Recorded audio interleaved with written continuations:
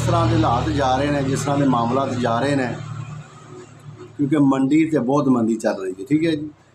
तो मेरी खास करके जितने भी व्यापारी हजरात ने उन्होंने अगे गुजारिश है कि जिस तरह भी करके माल अपना सेल कर दो, क्योंकि जो माल बंदे का जिस मकसद वास्ते रखा होंदा है, अगर सेल नहीं ना।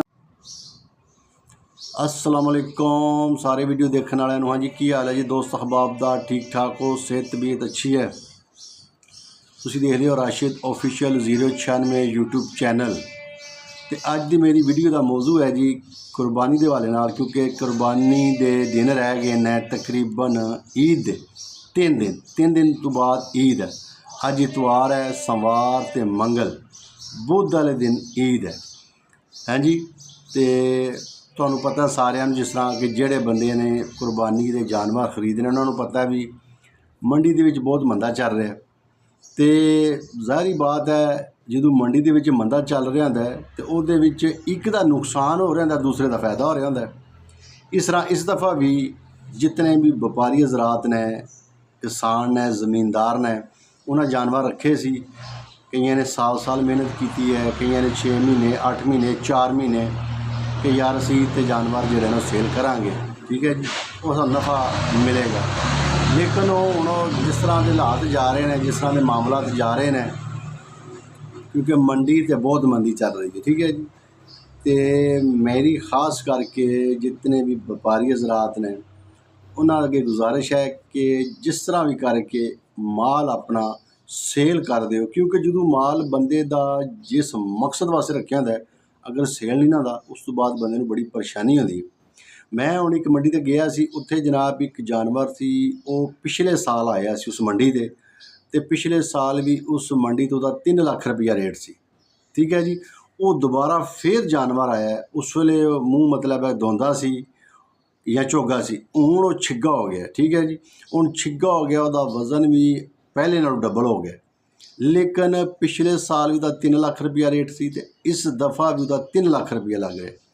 यानी कि एक बंदे ने पूरा साल उसकी सांभ की है, खर्चा वो जिस तरह पहले साल किया सी उस तरह ही किया, ठीक है जी।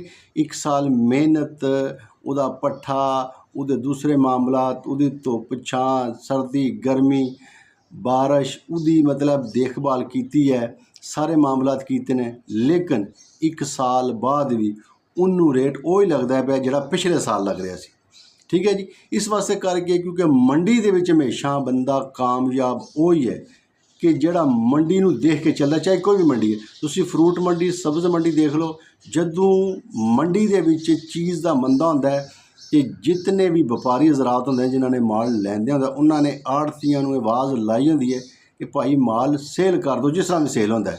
क्यों? अगर वो प्यारा होएगा तो वो ख़राब हो जाएगा, उसका नुकसान ज़्यादा होएगा बनिस्बत अगर सेल हो जाएगा तो नुकसान घट होएगा।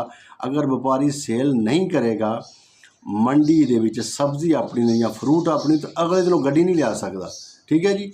यानी कि वो मार्केट दे विच रहने वास्ते घाटा वाधा करके माल नूं सेल कर देगा। जो माल नूं सेल कर देगा तो कल नूं फिर वो मार्केट दे विच मंडी दे विच आ जाएगा। घाटे वाधे इंसान की जिंदगी दे विच चलते रहते हैं। ये अल्लाह पाक ने हलाल रिज़क दे विच, हलाल काम दे विच घाटे रखे ने, ते घाटे भी अल्लाह की ज़ात ने पूरे करने होंदे ने। अगर नुकसान भी अल्लाह की तरफों है तो फिर फ़ायदा भी अल्लाह पाक दे सकता है। ये उसे कारोबार दे विचों इंसान नूं फ़ायदा भी होंदा है। लेकिन समझदारी ये है, मैं समझना कि इस मंदे दे विच अपने आप नूं इहदे चों कढ लैना, अपने माल जानवर नूं सेल कर देना, चाहे जिस तरह का भी सेल हो रहा, ठीक है जी। ज़ाहिर बात है कोई बहुत ज़्यादा अपना नुकसान भी नहीं करना चाहता। कोशिश होंदी है बंदे दी, चलो यार अगर फ़ायदा नहीं हो रहा तो नुकसान भी ना होवे।